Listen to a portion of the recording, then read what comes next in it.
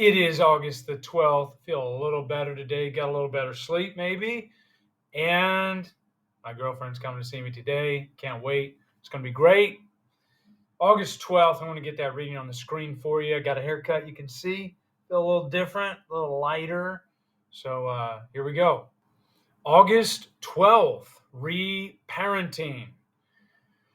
The need to reparent ourselves comes from efforts to feel safe as children. Big Red Book, page 83.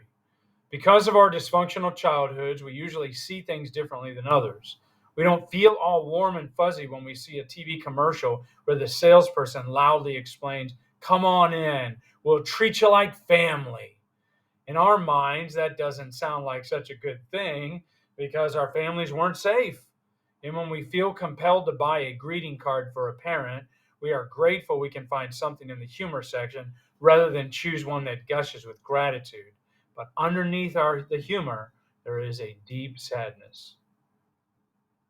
In ACA, we learn to recognize the reality of our feelings. We make a choice that instead of remaining under the layers of dysfunction, we will take positive steps to reparent ourselves using the tools of ACA. These steps and the path we're on may not always be crystal clear, but we keep coming back until we find where we need to go. Along the way, we grieve the loss of what might have been, and we work towards someday getting to a place of forgiveness, which will help us far more than anything else. Affirmation. On this day, I honor my feelings and the reality of what was in order to choose a new way of living and reparenting myself. Copyright 2013 by Adult Children of Alcoholics and Dysfunctional Families, World Service Organization.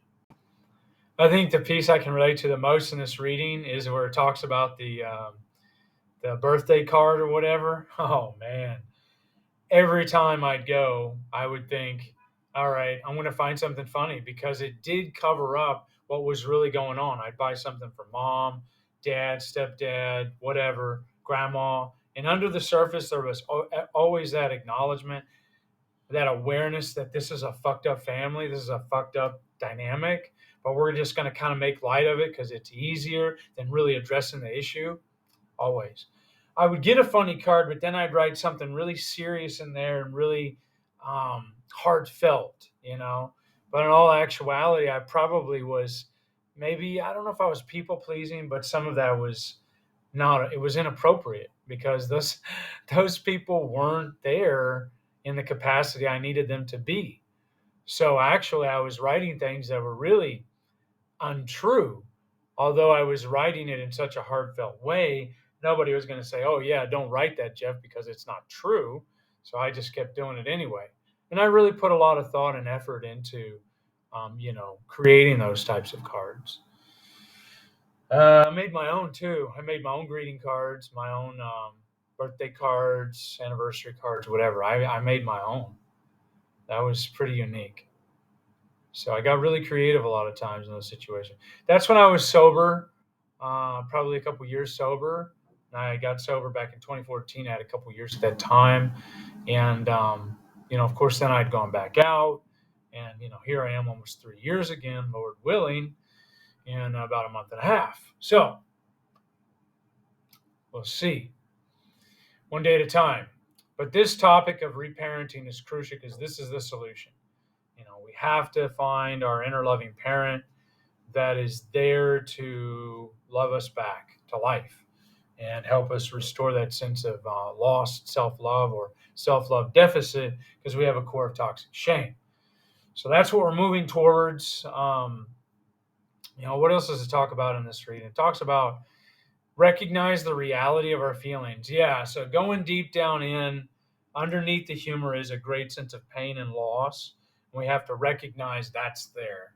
So it's covered up by all the layers, but I don't have to hide under the layers of dysfunction anymore. I get to go in, look at what really is, look at what happened, and grieve the loss.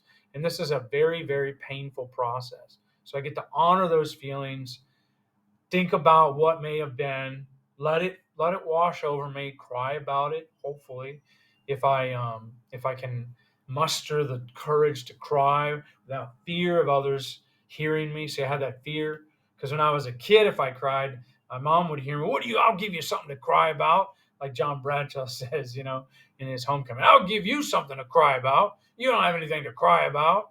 You don't feel that way. Always questioning my reality, doubting myself. And then I just picked that up as a habit and became second nature. So here we are today, feeling my feelings, grieving the loss, and hopefully crying about it, because that's a great release. That's a great catharsis. So work on this, guys. There's a lot of great stuff in the Big Red Book. Check it out. Chapter 8 is all about the solution, reparenting. There's parts in there where it talks about, help me to help the loving parent come out and be recognized. There's the wisdom of the inner child. So there's parts in here that you can read in the book, work the steps, talk to other members, and then just remember, feel your feelings, grieve the loss, and then let's move on. Let's keep going. So that's all I've got.